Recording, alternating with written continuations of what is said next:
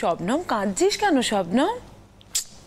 আচ্ছা, বোকার মতো কেন কান্নাকাটি করছিস বলতো?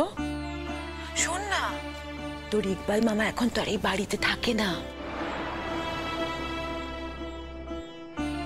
এই যে গ্রামের লোকজনগুলো আছে না, অস্ত্র শস্ত্র নিয়ে ঘুরে বেড়ায়, ও তো ইকবালকে অ্যাটাক করতে এসেছিল।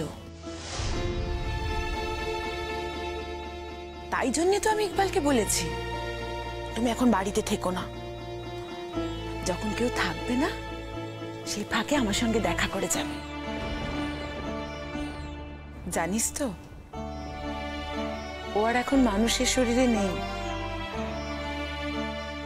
হাওয়া হয়ে গেছে। হাওয়ার মতো আসে আর হাওয়ার মতো চলে যায়। আমি বুঝতে পারি। হাওয়া না হয়ে উপায় কি বলতো? ওই যে গ্রামের লোকগুলো, দুষ্ট লোকগুলো, ওরা তো সব অস্ত্র শস্ত্র নিয়ে ইকবালকে মারতে চেয়েছিল, পারেনি। ওইটুকু আঘাত ইকবালের কি হয়? অত সহজ? ইকবাল তো আমাকে বলেছে ও ওদের সঙ্গে লুকোচুরি খেলবে, হাওয়া হয়ে ঘুরে বেড়াবে, কেউ বুঝতেই পারবে না, শুধু তুমি বুঝতে পারবে। হ্যাঁ রে স্বপ্ন, আমি তো ইকবালের গায়ের গন্ধ চিনি। এই দেখ না, এখনো হাওয়া হয়ে চারপাশে ঘুরে বেড়াচ্ছে। হ্যাঁ রে, এখনো হাওয়া হয়ে চারপাশে ঘুরে বেড়াচ্ছে। এই যে আমাদের বাড়ির লোক ঠায় দাঁড়িয়ে রয়েছে, ঠায়। ও তো কারোর সামনে আসতে পারবে না। আমাকে বারবার ইশারা করে বলছে তুমি ওদেরকে চলে যেতে বলো, কিন্তু শুনছে না তো আমার কথা, কেউ শুনছে না। ও স্বপ্ন, তুই ওদেরকে একটু বুঝিয়ে বল না, তোর কথা হয়তো শুনবে। কি জ্বালাতন বলতো! আমি আমার স্বামীর সঙ্গে থাকতে পারবো না, আমি সংসার করতে পারবো না আমার স্বামীর সঙ্গে। এই ফোনটা দে তো, ফোনটা দে। এইসব শুনলি তো, তুই যত হাতে পারিস চলে। না না, আসবে না, কেউ আসবে না এই বাড়িতে। কেন বেকার বেকার সবাইকে এই বাড়িতে ডেকে ভিড় বাড়াচ্ছ তুমি? আসবে না কেউ, আমি তো বলছি আমি কারোর সঙ্গে থাকবো না, আমি কাউকে এই বাড়িতে ঢুকতে দেবো না, আমার ভালো লাগছে না। রঞ্জাপা শোনো শোনো, তুমি পাগলামো করো না। শোনো, পাগলামো? এখন বলছো আমি পাগলামো করছি? আমি আমার স্বামীর সঙ্গে থাকতে চাইছি, আমি আমার স্বামীর সঙ্গে সংসার করতে চাইছি, এটা পাগলামো হলো? পাগলামো এটা? যশ স্বপ্নদীপকে ধরেছে, স্বপ্নদীপকে চার্জ করেছে। স্বপ্নদীপ নাকি দুটো ছেলে মেয়ে প্ল্যান করেছিল যারা টুকলি সাপ্লাই করবে শাবনামের কাছে। ঠিক আছে, এগুলো সত্যি না মিথ্যে না কি সেগুলো আমি কিচ্ছু জানি না। I have no idea. আজকে কলেজে হাতাহাতি মারামারি চরম অশান্তি হয়েছে আন্টি, তুমি ভাবতে পারবে না। স্বপ্নদীপকে যখন চার্জ করেছে, স্বপ্নদীপ ডিরেক্টলি বলে দিয়েছে আমি নাকি গোটা বিষয়টার সঙ্গে যুক্ত ছিলাম। এবার তুমি আমাকে একটা কথা বলো, এবার স্বপ্নদীপ যদি নিজে প্রাণে বাঁচার জন্য আমার নামটা জড়িয়ে দিয়ে থাকে, তাতে আমার কি কোনো দায় আছে? ও শুধুমাত্র স্বপ্নদীপের কথার উপর বেস করে আমার সাথে এই মিসবিহেভিয়ারটা কেন করবে? স্বপ্নদীপ খুব খারাপ ছেলে, স্বপ্নদীপ কথা ঘোরায়, স্বপ্নদীপ এই জঘন্য কাজটা করেছে, কিন্তু তুই স্বপ্নদীপের সাথে বন্ধুত্ব রাখতে পারিস, তোর একটুও বিবেকে বাধে না। তুই আসলে না স্বপ্নদীপকে কাজে লাগিয়েছিস। আচ্ছা তুই আমাকে একটা কথা বল, একটা কথা পরিষ্কার করে বল, তুই আমাকে ঠিক কতটা বোকা ভাবিস? না না বল না, কতটা বোকা ভাবিস তুই আমাকে? একটা মেয়ে কবে চলে গেছে বাড়ি থেকে, কবে? তবু তুমি তাকে ঘাট থেকে নামাতে পারছো না। যদি সত্যি চিটিং হয়ে থাকে তাহলে সেটা কলেজ বুঝবে, কলেজ তাকে শাস্তি দেবে যে এর মধ্যে জড়িত। এটা কি প্রমাণিত যশ? রোহিণী এই ঘটনার সাথে জড়িত? তুই প্রমাণ কর, তুই প্রমাণ কর। আর আমি না সত্যি এই অভিযোগের বোঝাটা দিনের পর দিন মাথায় নিয়ে চলতে পারছি না। আমার জন্য এটা ইকুয়ালি হিউমিলিয়েটিং, এটা আমার পক্ষে পসিবল হচ্ছে না। স্বপ্নদীপের নামটা উঠে এসেছে তো, আর স্বপ্নদীপই আমার নামটা তুলেছে। স্বপ্নদীপই বলেছে যে আমার এই বিষয়টার সঙ্গে একটা কানেকশন রয়েছে।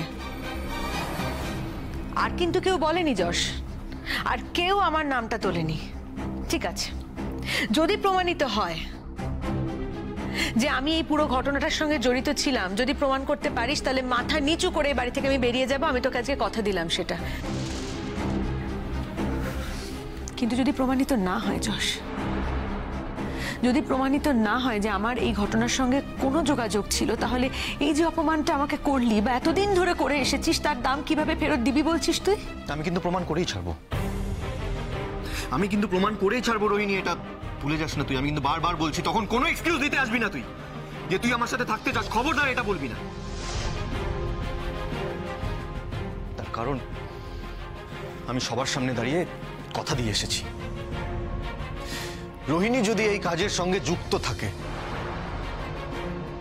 তাহলে রোহিণীর সঙ্গে আমার আর কোনো সম্পর্ক থাকবে না, আর আমার জীবন থেকে রোহিণীকে চলে যেতে হবে। ছি যশ, রোহিণী তোমাকেও বলছি,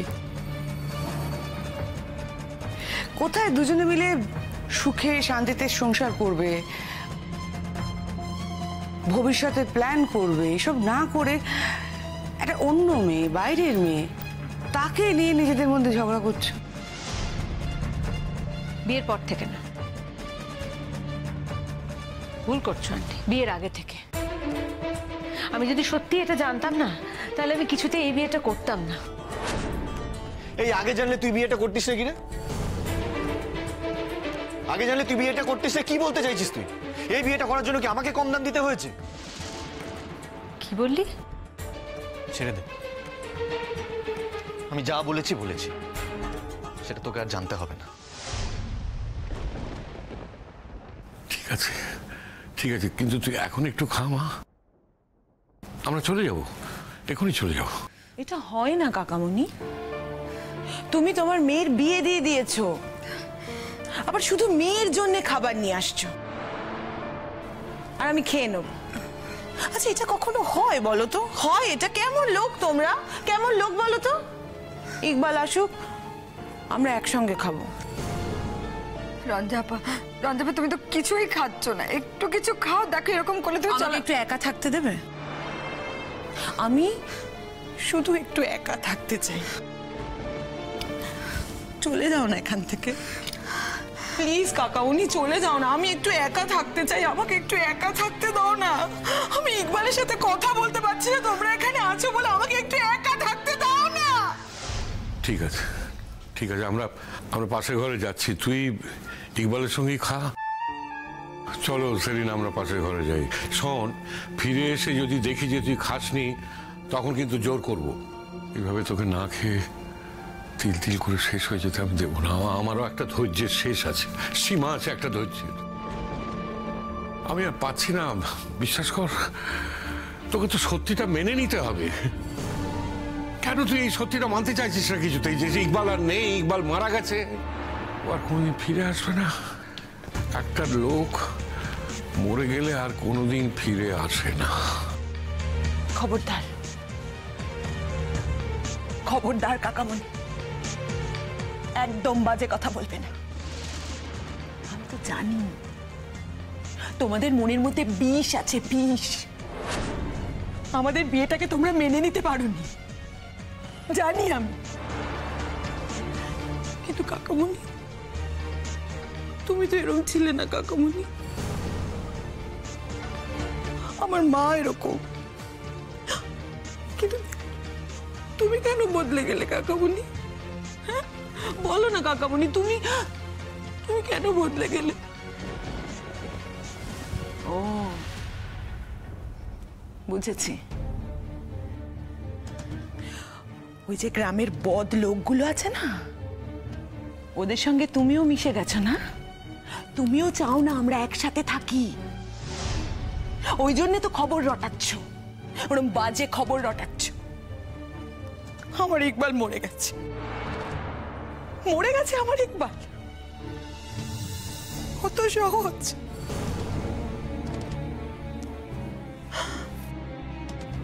এখনো তো আমি বেঁচে আছি, আমি বেঁচে আছি আর ইকবাল মরে গেছে। হতে পারে নাকি কখনো? কিচ্ছু হয়নি ইকবালের। ইকবাল আসে, আমার সাথে রোজ কথা বলে, দেখা হয়, কেন যে বিশ্বাস করছে না এরা। রঞ্জামা তুমি একটু ঠিক হয়ে যাও।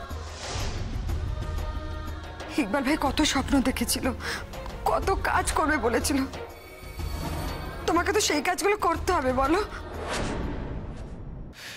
আমি আমার জীবনে যা দাম দিয়েছি সেটা না হয় আমার মধ্যেই থাক, আমি সেটা নিয়ে এখানে আর কারোর সাথে কোনো কথা বলতে চাই না। কিন্তু তার মানে এটা নয় যে একটা মেয়ে অসহায় বলে, একটা মেয়ে দরিদ্র বলে তুই যা ইচ্ছে তাই করে যাবি ওর সাথে। কে অসহায়, কে দরিদ্র?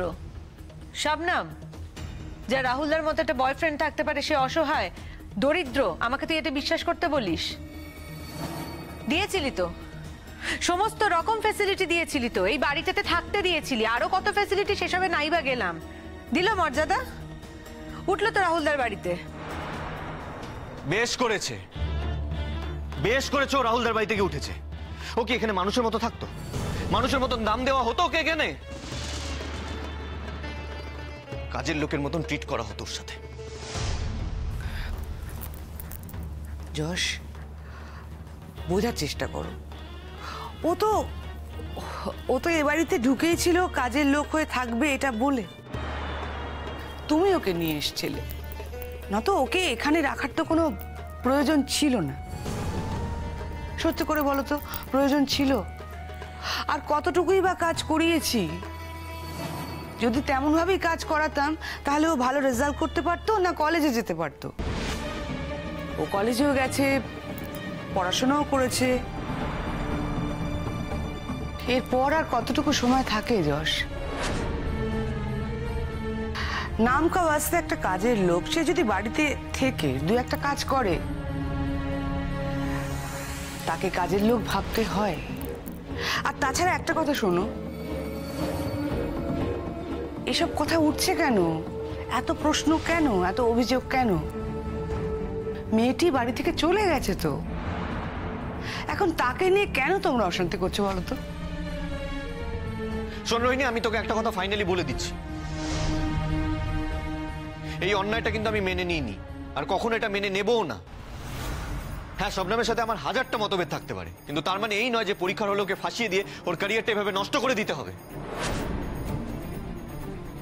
তুই যদি এই ঘটনাটার সাথে যুক্ত থাকিস রোহিণী, আমি কিন্তু তোর সাথে আর কোনো সম্পর্ক রাখবো না, আর এই বাড়ির কেউ তোর সাথে এই সম্পর্ক রাখতে পারবে না। প্রমাণ কর, প্রমাণ কর আগে যে এই পুরো ঘটনাটার সঙ্গে আমি যুক্ত ছিলাম, আমি কাজটা করেছি। যদি প্রমাণ করতে পারিস তাহলে আমি কথাগুলো শুনবো। প্রমাণ যতদিন না হচ্ছে ততদিন এই কথাগুলো আমি কেন শুনবো যশ? কেন শুনবো? দিনের পর দিন একটা বাইরের মেয়ের জন্য তুই তো নিজের স্ত্রীকে এই থ্রেটগুলো দিবি যে তুই আমার সাথে থাকবি না, আমার সঙ্গে সম্পর্ক রাখবি না, আর এটা আমাকে টলারেট করতে হবে? কেন বলতে পারিস? তার মানে তুই আমাকে বলছিস যে স্বপ্নদীপ তোর নামে যা যা বলেছে সব মিথ্যে কথা বলেছে? হ্যাঁ, মিথ্যে কথা বলেছে। স্বপ্নদীপ নিজে বাঁচার জন্য আমার নামে যা যা কথা বলেছে সেগুলো সবটাই মিথ্যে। এবার আমাকে একটা কথা বল, আমাকে একটা কথা বল যে স্বপ্নদীপের কিসের ইন্টারেস্ট, ওর কিসের স্বার্থ যে ওই মিথ্যে কথাগুলো বলেছে? ও কেন শবনমকে ফাঁসাতে গেল? শবনম যদি ডাক্তার হয়ে বের হয় আমাদের মেডিকেল কলেজ থেকে, তাহলে ওর কি এসে যায়? তুই তো সবই ভুলে যাচ্ছিস। তোর মনে নেই স্বপ্নদীপের শবনমের প্রতি একটা ইন্টারেস্ট ছিল? স্বপ্নদীপ শবনমকে প্রপোজ করতে। কাম অন ইয়ার, প্লিজ রোহিণী, আর নিতে পারছি না আমি। থাম এবার, তুই থাম। তখন তোর আমাকে কি বলেছিলি? কি বলেছিলি আমাকে মনে করে দেখ। তখন তোর আমাকে বলেছিলি যে শবনম ইচ্ছে করে স্বপ্নদীপকে ফাঁসাচ্ছে, আর আজকে কি বলছিস? উল্টো কথা বলছিস। এবার আমি কোনটাকে মিথ্যে ধরবো? সেই দিনের কথাটাকে মিথ্যে ধরবো, না আজকে যেটা বলছিস সেটাকে মিথ্যে ধরবো? রোহিণী, একটা কথা খুব ভালো করে জেনে রাখবে, যে কোনো একটা সত্যের পথ তোকে বেছে নিতেই হবে, কিন্তু এইভাবে মিথ্যে কথা বলে কিন্তু তুই জীবনটাকে এগিয়ে নিয়ে যেতে পারবি না। উফ বাবা, প্লিজ এত চিৎকার করিস না। স্বপ্নদীপ আমাকে যা বলেছে সেটাই আমরা সকলে মিলে বিশ্বাস করেছিলাম। স্বপ্নদীপ যেটা বলেছে সেটাই আমরা ভেবেছিলাম ও ঠিক বলছে, কিন্তু হ্যাঁ, বেশ কিছুদিন এগিয়েছে আমরা বুঝতে পেরেছি যে স্বপ্নদীপেরই শবনমের প্রতি ইন্টারেস্টে ছিল। শবনম কোনোদিনই সেটাকে পাত্তা দেয়নি। পাত্তা দেয়নি বলেই স্বপ্নদীপের রাগ, এবং আরো রাগ বেড়েছে তার কারণ শবনম স্বপ্নদীপের চোখের ওপর দিয়ে রাহুলদার সঙ্গে পোষ্টি করে বেরিয়েছে। Rohini, sorry aunty. স্বপ্নদীপের চোখের ওপর দিয়ে শবনম রাহুলদার সঙ্গে প্রেম করে বেড়াচ্ছে, এটা তো স্বপ্নদীপের ভালো লাগার কথা নয়। এবার এটা দেখে স্বপ্নদীপের মনে কি রিয়াকশন হয়েছে, ও রেগে গেছে না রিভেঞ্জফুল হয়েছে, কি হয়েছে না হয়েছে, সেটা আমি কি করে জানবো? How do I know? আমি স্বপ্নদীপের বন্ধু, আমরা একসঙ্গে পড়াশোনা করি, একসঙ্গে গল্পগুজব করি, দ্যাটস ইট। এবার স্বপ্নদীপের মনের ভেতর তো ঢুকে আমি বসে থাকতে পারবো না, এটা তো পসিবল নয়। ওর মনের ভেতর ঢুকে ওর মনে কি চলছে, কি রিয়াকশন চলছে, সেটা আমার পক্ষে জানা সম্ভব নয়। বা ও কি করবে, ওর কোর্স অফ অ্যাকশন কি হতে চলেছে, সেটাও তো আমি জানতে পারবো না। নাকি সেটা আগে থেকে যখন জেনে যাবো তখন আগে থেকে সাবধান হয়ে দূরে চলে যাবো? না না না না, এর সাথে আর বন্ধুত্ব করা যাবে না, দূরে রাখো। এরকম হয় নাকি? অদ্ভুত। সত্যি তো, বাইরের লোকের ইন্ধনে তুমি বাড়ির বউকে কেন কালপ্রিট করছো? তোমার কি শান্তিতে থাকার কোনো ইচ্ছে নেই যশ? আমার জীবনের শান্তি অনেকদিন আগেই চলে গেছে মা,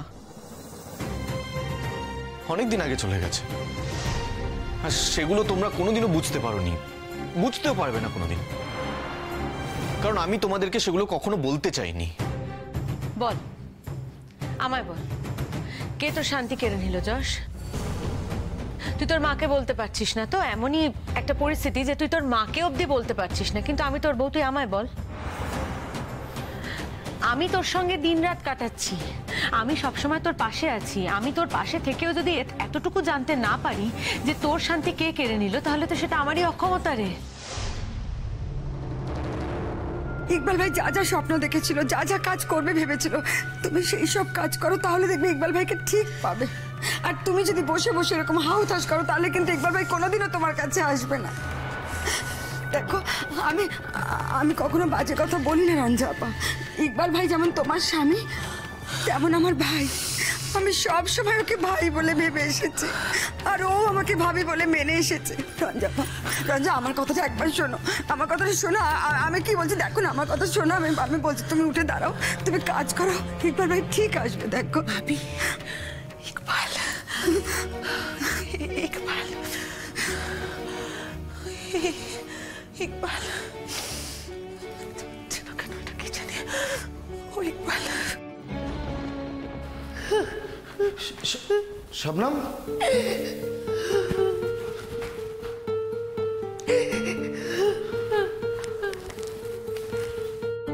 কি হয়েছে শবনম? কাঁদছো কেন তুমি? সব তো মিটে গেছে, তুমি তো জিতে গেছো। শবনম, কি হয়েছে? শবনম,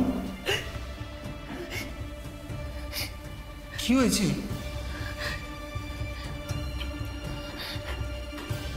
ইকবাল মামা, ইকবাল মামা আর নেই। কি?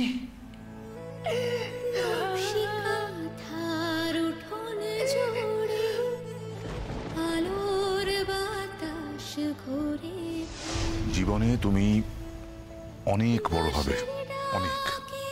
দেখো, আমি তো বড় হব ইকবাল মামা,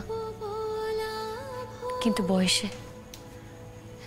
তুমি যে বড় হওয়ার কথা বলছো, সেই বড় হওয়া কি আমি জানি না ইকবাল মামা, কিন্তু একটা কথা জানি, আমি যেন ভালো মানুষ হতে পারি। বল, আজকে তোকে বলতে হবে কে শান্তি কেড়ে নিল তোর, বল। চুপ কর, চুপ কর, এবার তুই চুপ কর, দয়া করে চুপ কর প্লিজ। লজ্জা করে না তোর? লজ্জা করে না? চোরের মায়ের বড় গলা, দিনের পর দিন অন্যায় করে গেছিস, আজকে বড় গলা জিজ্ঞেস করছিস যে কে আমার শান্তি কেড়ে নিল? লজ্জা করে না তোর? Don't cross your limit. I know my limit. তুই আমাকে লিমিট শেখাতে আসিস না, খবরদার না বলে দিচ্ছি রোহিণী। একটা কথা খুব ভালো করে জেনে রাখ রোহিণী, সত্যিটা কিন্তু আমি খুঁজে বার করবই। তারপর যদি দেখি যে তুই এই ঘটনার মধ্যে জড়িয়ে আছিস, আমি আর কোনো মতেই তোর সাথে থাকবো না, কোনো মতেই না। ডান, চল। যদি প্রমাণিত হয় যে আমি পুরো ঘটনার সঙ্গে জড়িত রয়েছি, তাহলে তুই আমার সঙ্গে থাকবি না তো? আর যদি প্রমাণিত হয় যশ যে এই পুরো ঘটনাটার সঙ্গে আমার কোনো যোগসূত্র নেই, আমি কোথাও জড়িয়ে নেই, তাহলে আমি তোকে বলছি আমি তোর সঙ্গে থাকবো না। আমি তোর সঙ্গে আর থাকবো না যশ, অনেক হয়েছে। Enough is enough. দিনের পর দিন ধরে এই হিউমিলিয়েশন আমি টলারেট করবো না যশ, থাকবো না তোর সাথে আমি। আমি আবারও তোমাকে সাবধান করছি যশ, বাইরের লোক কি বলছে এসব শুনো না। তোমাদের বহুদিনের সম্পর্ক, ও তোমার বিয়ে করা বউ, তুমি ওকে নিজে বিয়েটা করেছো। ও তোমার দুঃখের দিনে সঙ্গী হবে, তোমার সাথী হবে তোমার সুখের দিনে। কেন বুঝছো না? আমি চাই না মা, মা আমি সত্যি চাই না আমার দুঃখের দিনে কেউ সঙ্গী হয়ে আমার পাশে থাকুক। যশ, হ্যাঁ মা, আর আমার জীবনে সুখ বলে কিচ্ছু নেই। কি বলছো? ঠিক বলছি আমি, তাই সুখে থাকার প্রশ্নই আসে না। আমি এতদিন রোহিণীর সাথে কম্প্রোমাইজ করেছিলাম, আর সেখানে যদিও দিনের পর দিন আমার মান সম্মান নষ্ট করে, অকারণে একটা মেয়ের সর্বনাশ করে, তাহলে এই মানুষটাকে আমি আমার স্ত্রী হিসেবে অ্যাকসেপ্ট করতে পারবো না, কিছুতেই পারবো না।